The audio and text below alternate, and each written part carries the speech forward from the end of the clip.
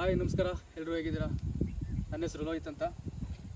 So ನಾನಿವತ್ತು video ಮಾಡ್ತಿರೋ ಮೊದಲೇ ಕಾರಣ ಏನಂತಂದ್ರೆ, ನಾನು ಹೇಳೋ ಈ ಟ್ರಿಕ್ಸ್ನ ಪಾಲಿಸಿದ್ರೆ ನಿಮ್ಮ ಶುಂಠಿ ಬೆಳೆಯಲ್ಲಿ 1 ಎಕರೆಗೆ 400 ರಿಂದ 500 ಚೀಲ ಶುಂಠಿ ಇಳುವರಿಯನ್ನು ಆರಾಮ್ಸಾಗೆ ಬೆಳಿಬೋದು. ಸೊ ಆ ಟ್ರಿಕ್ಸ್ ಏನಪ್ಪ ಹೇಳ್ಕೊಡ್ತೀನಿ, ಬನ್ನಿ.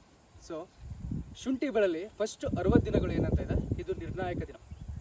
ಶುಂಠಿ ಬೆಳೆಯಲ್ಲಿ ಬೇರು ಹಾಗೆ ನೀವೇನು ನೋಡ್ತಾ ಇದ್ದೀರಾ, ಈ ಕಂದುಗಳು ಬೆಳವಣಿಗೆ ಆರಂಭಿಸೋದಕ್ಕೆ ಒಂದು ನಿರ್ಣಾಯಕ ಅಂತ ಆಗಿರುತ್ತೆ. ಸೊ ಈ 60 ದಿನದಲ್ಲಿ ನಾವು ಯಾವ ರೀತಿ ಡ್ರೆಂಚಿಂಗ್ ಕೊಡ್ತೀವಿ, ಯಾವ ರೀತಿ ಸ್ಪ್ರೇ ಮಾಡ್ತೀವಿ, ಯಾವ ರೀತಿ ಗೊಬ್ಬರನ ನಿರ್ವಹಣೆ ಮಾಡ್ತೀವಿ, ಅದ್ರ ಮೇಲೆ ನಮ್ಮ ಶುಂಠಿ ಇಳುವರಿ ಅಥವಾ ಶುಂಠಿ ಡೆವಲಪ್ಮೆಂಟ್ ಡಿಪೆಂಡ್ ಆಗಿರುತ್ತೆ. ಸೊ ಮೊದಲೇ 60 ದಿನದೊಳಗೆ ನಾವು ಯಾವ ಥರ ಡ್ರೆಂಚಿಂಗ್ ಮಾಡಬೇಕು, ಯಾವ ಹಂತದಲ್ಲಿ ಯಾವ ಡ್ರೆಂಚಿಂಗನ್ನು ಮಾಡಬೇಕಂತ ನಾನು ಈ ವಿಡಿಯೋ ಮುಖಾಂತರ ನಿಮಗೆ ಹೇಳ್ಕೊಡ್ತೀನಿ, ಬನ್ನಿ. ಸೊ ಶುಂಠಿ ನಾಟಿ ಮಾಡಿದ 35 ರಿಂದ 45 ದಿನದೊಳಗೆ ಬ್ಯಾಸಿಲಸ್ ಮತ್ತು ಸೂಡೋಮೋನಾಸ್ ಅನ್ನೋ 2 ಬ್ಯಾಕ್ಟೀರಿಯಾನ ಪ್ರತಿ ಬ್ಯಾರಲ್ಗೆ 2 ಲೀಟರ್ ಅಂತ ಡ್ರೆಂಚಿಂಗ್ ಮಾಡಬೇಕು. ಸೊ ಈ ಡ್ರೆಂಚಿಂಗ್ ಏನಕ್ಕೆ ಮಾಡಬೇಕು, ಇದರಿಂದ ಏನು ಅನುಕೂಲ ಅನ್ನೋದನ್ನ ನಾನು ನಿಮಗೆ ಹೇಳ್ತೀನಿ. ಬ್ಯಾಸಿಲಸ್ ಮತ್ತು ಸೂಡೋಮೋನಾಸ್ನ ನೀವು ಡ್ರೆಂಚಿಂಗ್ ಮಾಡೋದ್ರಿಂದ ಶುಂಠಿಲಿ ಮೇನಾಗಿ ಕಾಡುವಂಥ ರೋಗ ಯಾವುದು ಅಂದರೆ ಕೊಳೆ ರೋಗ, ಆದಮೇಲೆ ಬಾಡ್ ಕೊಳೆ ರೋಗ. ಸೊ ಈ ರೋಗದ ವಿರುದ್ಧ ಈ 2 ಬ್ಯಾಕ್ಟೀರಿಯಾಗಳು ಹೋರಾಡುವಂಥ ಗುಣವನ್ನು ಹೊಂದಿರುತ್ತೆ. ಸೊ ಈ 2 ರೋಗಗಳು ಬರದೇ ಇರೋ ಥರ ಇದು ಹೋರಾಟವನ್ನು ಮಾಡುತ್ತೆ.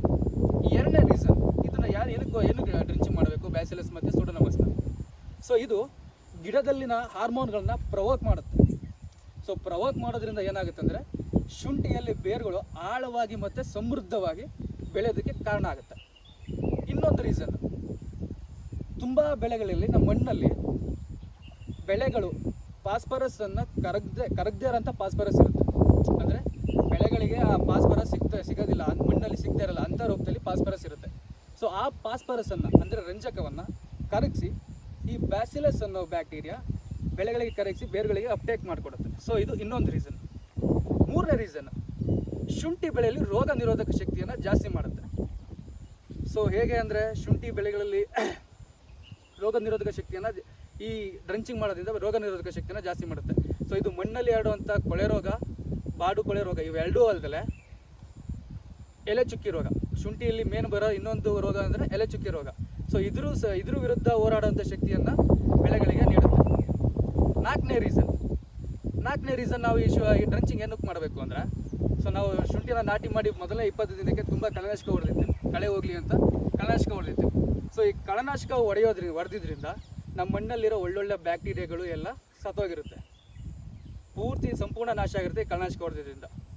ಸೊ ಈ 2 ಬ್ಯಾಕ್ಟೀರಿಯಾಗಳನ್ನ ಡ್ರೆಂಚಿಂಗ್ ಮಾಡೋದ್ರಿಂದ ಭೂಮಿಯಲ್ಲಿರೋ 2 ಬ್ಯಾಕ್ಟೀರಿಯಾಗಳನ್ನು ಸಂಪೂರ್ಣ ವೃದ್ಧಿ ಅಂದರೆ ಜಾಸ್ತಿ ಆಗೋ ಥರ ಮೇಂಟೈನ್ ಮಾಡುತ್ತೆ. ಸೊ ಇಷ್ಟು 35 ರಿಂದ 45 ದಿನದೊಳಗೆ ಬ್ಯಾಸಿಲಸ್ ಮತ್ತು ಸೂಡೋಮೋನಾಸ್ ಅನ್ನೋ ಬ್ಯಾಕ್ಟೀರಿಯಾನ ಡ್ರೆಂಚಿಂಗ್ ಮಾಡೋ ಅನುಕೂಲಗಳು. ಸೊ ಇದಾಗಿ 3 ರಿಂದ 4 ದಿನಕ್ಕೆ, ಸೊ ಈ ಮೊದಲನೇ ಡ್ರೆಂಚಿಂಗ್ ಮಾಡಿ 3 ರಿಂದ 4 ದಿನಕ್ಕೆ ಇನ್ನೊಂದು ಡ್ರೆಂಚಿಂಗ್ ಮಾಡಬೇಕಾಗತ್ತೆ. ಅದು ಯಾವುದಪ್ಪ ಅಂದರೆ, ಒಂದು ವ್ಯಾಮ್, ಇನ್ನೊಂದು ಯೂಮಿಕ್ ಆಸಿಡ್, ಅದ್ರ ಜೊತೆ ಅಮೈನೋ ಮತ್ತು ಸೀವಿಡ್ ಎಕ್ಸ್ಟ್ರಾಕ್ಟ್ ಇರುವಂಥ ಒಂದು ಟಾನಿಕನ್ನು ಡ್ರೆಂಚಿಂಗ್ ಮಾಡಬೇಕಾಗತ್ತೆ. ಸೊ ಈ ಡ್ರೆಂಚಿಂಗ್ನ ಮಾಡೋದ್ರಿಂದ ನಮಗೆ ಏನು ಅನುಕೂಲ ಅಂತ ಈಗಲೇ ಹೇಳ್ತೀನಿ. ಸೊ ನೀವು ವ್ಯಾಮನ್ನು ಬಳಸೋದ್ರಿಂದ ನಮಗೆಲ್ಲರಿಗೂ ಗೊತ್ತಿದೆ, ವ್ಯಾಮ್ ಬಳಸೋದ್ರಿಂದ ಭೂಮಿಯಲ್ಲಿನ ಬೇರುಗಳು ಸಮೃದ್ಧವಾಗಿ ಬೆಳೆಯುತ್ತೆ. ಅಂದರೆ ಭೂಮಿಯ ಆಳವಾಗಿ ಬೇರುಗಳು ಬೆಳೆಯುತ್ತೆ. ಸೊ ಆಳದಲ್ಲಿರುವಂಥ ನ್ಯೂಟ್ರಿಯೆಂಟ್ಗಳನ್ನು ಸಹ ಬೇರು ಅಪ್ಟೇಕ್ ಮಾಡ್ಕೊಳ್ಳೋದಕ್ಕೆ ಹೆಲ್ಪ್ ಮಾಡುತ್ತೆ, ಇದು ವ್ಯಾಮ್ ಹೆಲ್ಪ್ ಮಾಡುತ್ತೆ. ಇನ್ನೊಂದು ಯೂಮಿಕ್ ಆಸಿಡ್ನ ಬಳಸೋದ್ರಿಂದ ಇನ್ನೊಂದು ಏನು ಉಪಯೋಗ ಆಗುತ್ತೆ ಅಂದರೆ, ಇದು ವೈಟ್ ರೂಟ್ಸ್ ಬೆಳವಣಿಗೆ ತುಂಬ ಹೆಲ್ಪ್ ಮಾಡುತ್ತೆ. ನೋಡ್ತಾ ಇರ್ಬೋದು, ಈ ಬೆಳೆಗಳಲ್ಲಿನ ವೈಟ್ ರೂಟ್ಸ್ ಬೆಳವಣಿಗೆಗೆ ತುಂಬ ಹೆಲ್ಪ್ ಮಾಡುತ್ತೆ. ಸೊ ಇನ್ನೊಂದು ಏನಪ್ಪ ಅಂದರೆ, ಈ ಗಟ್ಟಿ ಮಣ್ಣು ತುಂಬ ಇರುತ್ತೆ. ಆ ಗಟ್ಟಿ ಮಣ್ಣಲ್ಲಿ ಈ ಸಾಫ್ಟ್ ಮಾಡುತ್ತೆ ಮಣ್ಣನ್ನು ಸಾಫ್ಟ್ ಮಾಡೋದ್ರಿಂದ ಭೂಮಿಯಲ್ಲಿ ಗಾಳಿ ತುಂಬ ಚೆನ್ನಾಗಿ ಆಡುತ್ತೆ. ಸೊ ನಾವು ಕೊಟ್ಟಂಥ ಪೋಷಕಾಂಶಗಳು ಬೇರಿಗೆ ಸಹ ಹೋಗಿ ನಾವು ಕೊಡೋಂಥ ಪೋಷಕಾಂಶಗಳನ್ನು ಗಿಡಗಳು ಚೆನ್ನಾಗಿ ಹೀರ್ಕೊಳ್ಳುತ್ತೆ. ಸೊ ನೆಕ್ಸ್ಟು ಅಮೈನೋ ಆಸಿಡ್ಸ್ನ ನಾವು ಏನಕ್ಕೆ ಡ್ರೆಂಚಿಂಗ್ ಮಾಡಬೇಕು ಅಂದರೆ, ಅಮೈನೋ ಆಸಿಡ್ ಸಾಮಾನ್ಯವಾಗಿ ಗಿಡಗಳೇ ತಯಾರಿಸ್ಕೊಳ್ತವೆ. ಹೇಗೆ ಅಂದರೆ ಹೈಡ್ರೋಜನ್ನು ನೈಟ್ರೋಜನ್ನು ಮತ್ತು ಕಾರ್ಬನ್ನ ಬಳಸ್ಕೊಂಡು ಗಿಡಗಳೇ ತಯಾರು ಮಾಡ್ಕೊತವೆ. ನಾವು ಅದಕ್ಕೆ ಅಮೈನೋ ಆಸಿಡ್ನ ಬೇರೆ ಮುಖಾಂತರ ಡ್ರೆಂಚಿಂಗ್ ಮಾಡೋದ್ರಿಂದ ಈ ಏನಿದೆ ಪೋಷಕಾಂಶಗಳನ್ನು, ಅಮೈನೋ ಆಸಿಡ್ನ ತಯಾರಿಸ್ಕೊಳ್ಳೋ ಪೋಷಕಾಂಶಗಳನ್ನು ಇದು ಪ್ರೋಟೀನ್ ಸಿಂಥಸಿಸ್ಗೆ ಬಳಸ್ಕೊಳ್ಳುತ್ತೆ. ಸೊ ಅಂದರೆ ಆ ಒಂದು ನ್ಯೂಟ್ರಿಯೆಂಟ್ಗಳನ್ನು ಅಮೈನೋ ಆಸಿಡ್ ತಯಾರಿಸ್ಕೊಳ್ಳೋ ಬದಲು ಪ್ರೋಟೀನ್ ಸಿಂಥಸಿಸ್ಗೋಸ್ಕರ ಬಳಸ್ಕೊಳ್ಳುತ್ತೆ. ಇಷ್ಟು ಎರಡನೇ ಡ್ರೆಂಚಿಂಗ್ನ ಉಪಯೋಗಗಳು. ಸೊ ಇದು 2 ಡ್ರಂಚಿಂಗ್ ಆಯಿತು. 2 ಡ್ರಂಚಿಂಗ್ ಆದಮೇಲೆ ನೀವು ಸ್ಪ್ರೇಗಾದರೂ ಹೋಗ್ಬೋದು ಅಥವಾ ಗೊಬ್ಬರನಾದರೂ ಆಗ್ಬೋದು. ನಾನು ಸ್ಪ್ರೇ ಏನೇನು ಮಾಡಬೇಕು, ಗೊಬ್ಬರನ ಯಾವ್ಯಾವ ಥರದ್ದು ಆಗಬೇಕು ಅಂತ ನಾನು ನಿಮಗೆ ನೆಕ್ಸ್ಟ್ ವೀಡಿಯೋದಲ್ಲಿ ಹೇಳ್ಕೊಡ್ತೀನಿ. ಸೊ ಈಗ ನಾನು ಡ್ರಂಚಿಂಗ್ ಬಗ್ಗೆ ಹೇಳ್ಕೊಡ್ತಾಯಿದ್ದೀನಿ. ಸೊ 2 ಡ್ರಂಚಿಂಗ್ ಆದಮೇಲೆ 3ನೇ ಡ್ರಂಚಿಂಗ್ ಹೋಗ್ಬೇಕಾಗತ್ತೆ. 3ನೇ ಡ್ರಂಚಿಂಗ್ ಏನೂ ಇಲ್ಲ, ಒಂದು ಒಳ್ಳೆ ಕಂಪನಿಯ ನ್ಯೂಟ್ರಿಯೆಂಟ್ ಅದ್ರ ಜೊತೆ ನೀವು 1261 ಗೊಬ್ಬರವನ್ನು ಪ್ರತಿ ಎಕರೆಗೆ 2 ರಿಂದ 4 kg ತನಕ ಡ್ರಂಚಿಂಗ್ ಮಾಡಬೇಕು. ಸೊ 1261 ಫಾಸ್ಫರಸ್ ರಿಚ್ ಆಗಿರುತ್ತೆ. ಫಾಸ್ಫರಸ್ ರಿಚ್ ಆಗಿರೋದ್ರಿಂದ ಶುಂಠಿ ಬೆಳೆಯಲ್ಲಿ ಗೆಡ್ಡೆಗಳು, ಈ ಕಂದುಗಳು ಏನಿದೆ ಜಾಸ್ತಿ ಬೆಳೆಯೋದಕ್ಕೆ ಹೆಲ್ಪ್ ಮಾಡುತ್ತೆ, ಹಾಗೆ ಬೇರುಗಳು ಸಮೃದ್ಧಿಯಾಗಿ ಬೆಳೆಯೋದಕ್ಕೆ ಹೆಲ್ಪ್ ಮಾಡುತ್ತೆ.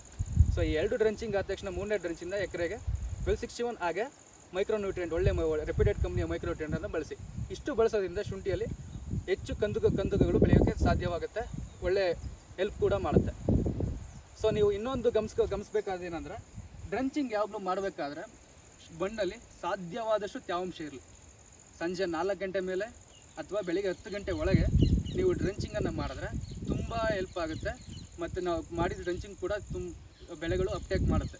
ಸೊ ಯಾವತ್ತೂ ಬಿಸಿಲು ಇರೋ ಟೈಮಲ್ಲಿ ನೀವು ಡ್ರಂಚಿಂಗನ್ನು ಮಾಡೋಕ್ಕೆ ಹೋಗಬಾರ್ದು, ಸಂಜೆ 4 ಗಂಟೆ ಮೇಲೆ ಅಥವಾ ಬೆಳಗ್ಗೆ 10 ಗಂಟೆ ಒಳಗೆ. ಸೊ ನಾನು 3 ಡ್ರಂಚಿಂಗ್ ಹೇಳಿದ್ದೀನಿ. ನೀವು ರೈತರು ಏನಾಗುತ್ತೆ ಅಂದರೆ 3 ಡ್ರಂಚಿಂಗು ಕಾಸ್ಟ್ ತುಂಬ ಜಾಸ್ತಿ ಆಗುತ್ತೆ ಅನ್ಕೋಬೋದು. ಬಟ್ ಇದು ಕಾಸ್ಟ್ ನೀವೇನು ರೆಗ್ಯುಲರಾಗಿ ಪ್ರಾಕ್ಟೀಸ್ ಮಾಡ್ತೀರಾ ಸೇಮ್ ಕಾಸ್ಟ್ ಬೀಳುತ್ತೆ. ಬಟ್ 3 ಟೈಮ್ ಮಾಡೋ ಥರ ಮಾಡಬೇಕಾಗತ್ತೆ. ಬಟ್ ಶ್ರಮ ಒಂಚೂರು ಜಾಸ್ತಿ ಆಗುತ್ತೆ. ಬಟ್ ಶ್ರಮ ಜಾಸ್ತಿ ಆದರೂ ನಿಮಗೆ ಅಷ್ಟೇ 100% ರಿಸಲ್ಟ್ ಬರುತ್ತೆ. ನಾನು ಏನು ಹೇಳಿದೆ, ಈ 3 ಡ್ರಂಚಿಂಗ್ ಹಂತವಾಗಿ ಮಾಡ್ಕೊಳ್ತಾ ಹೋದರೆ ನಿಮಗೆ ಶುಂಠಿ ಬೆಳೆಯಲ್ಲಿ 200% ರಿಸಲ್ಟ್ನ ನೋಡ್ಬೋದು. ಸೊ ನಿಮಗೆ ಈ ವಿಡಿಯೋಸ್ ಇಷ್ಟ ಆದರೆ ಲೈಕ್ ಮಾಡಿ, ಶೇರ್ ಮಾಡಿ.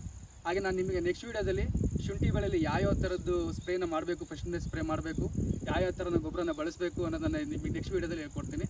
ಧನ್ಯವಾದಗಳು.